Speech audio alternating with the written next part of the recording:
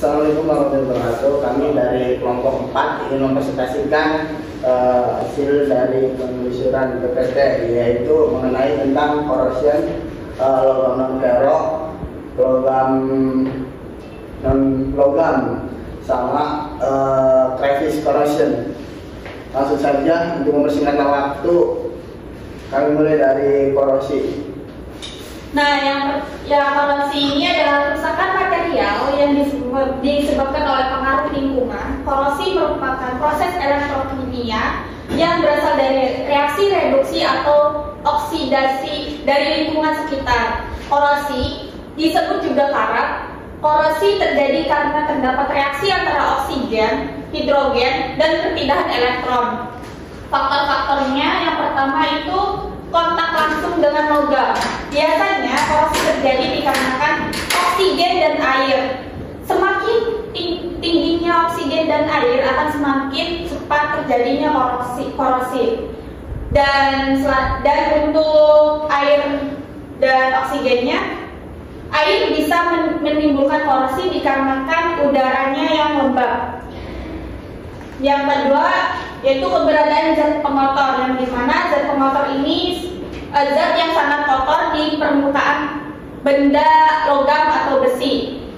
Untuk pencegahannya yaitu dengan membersihkannya secara berkala. Dan yang ketiga, keberadaan elektrolit. Elektrolit ini yang dimaksud elektrolit itu yaitu larutan asam atau larutan garam, yang dimana biasanya di curah hujan, air hujan atau air laut. Contoh kecilnya seperti di perahu karam.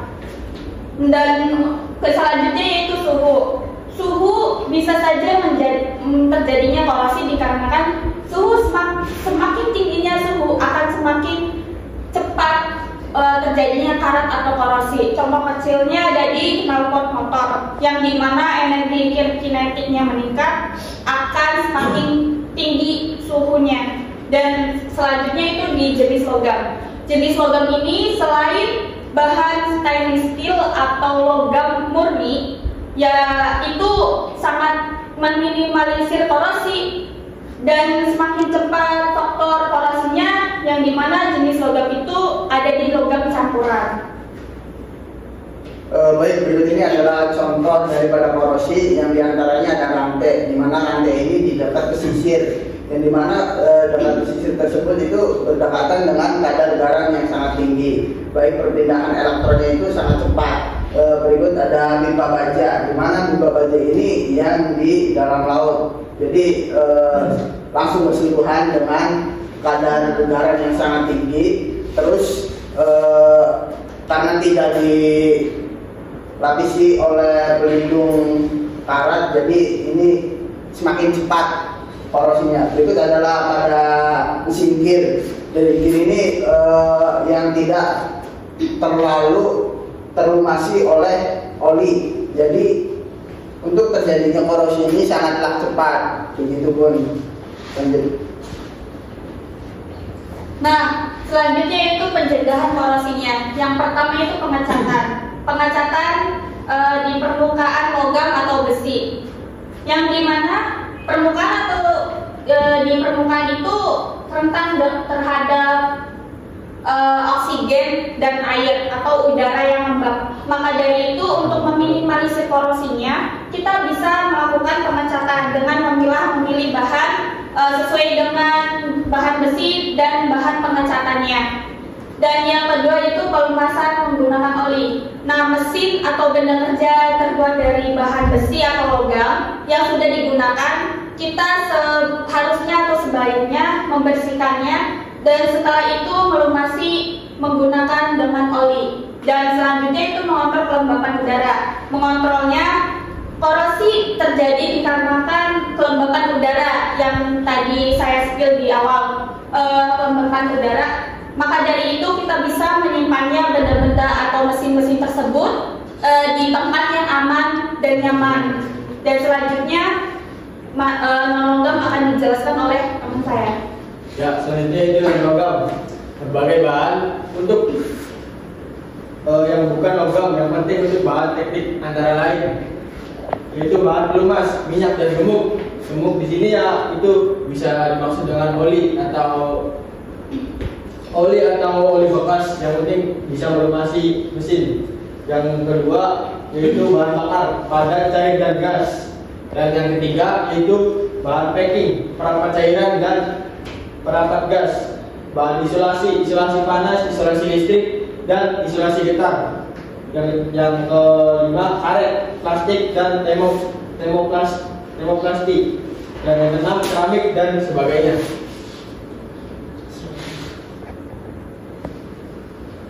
Nah, yang seterusnya itu logam non ferro atau logam bukan besi, adalah logam yang tidak mengandung unsur besi atau logam non ferro murni platina, emas, dan perak.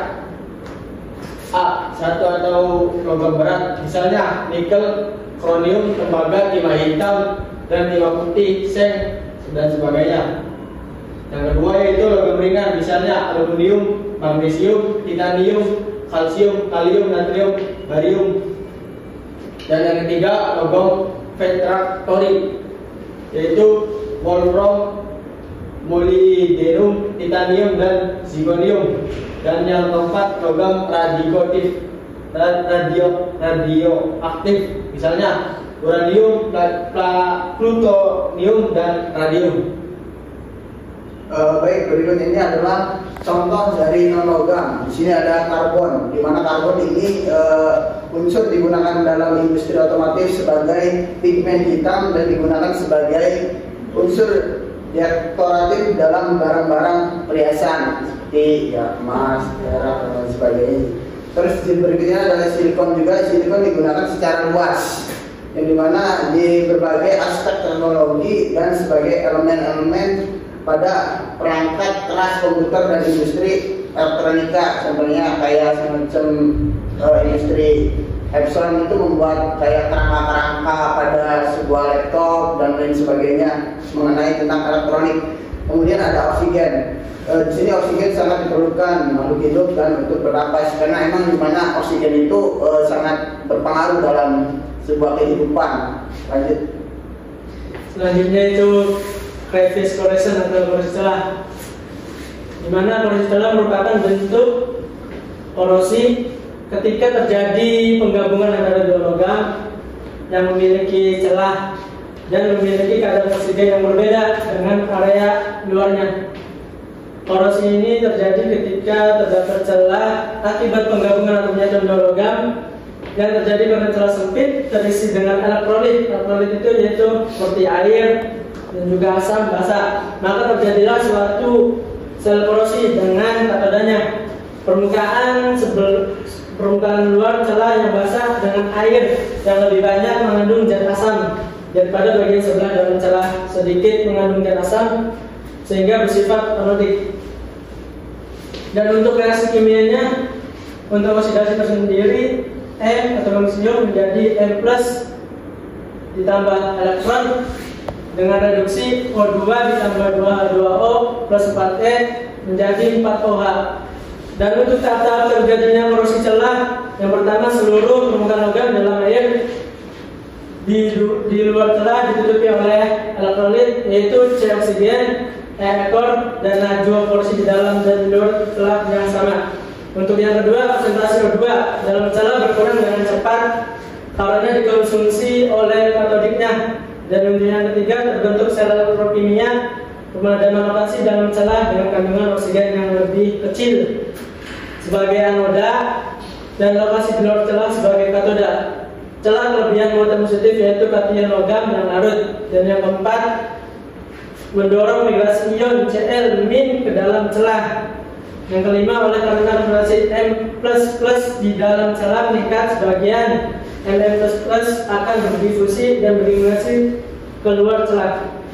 Dimulai keluar MCl reduksi sesuai dengan reaksi. Berikut ini adalah contoh dari crevice corrosion, di mana celah itu terdapat pada karet yang sudah dijelaskan oleh tadi Mas Agus.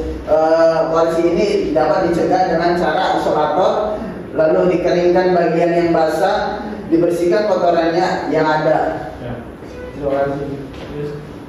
Sekian dari presentasi kelompok 4. Kurangnya mohon maaf. Wabillahi taufiq wal hidayah. Wassalamualaikum warahmatullahi wabarakatuh.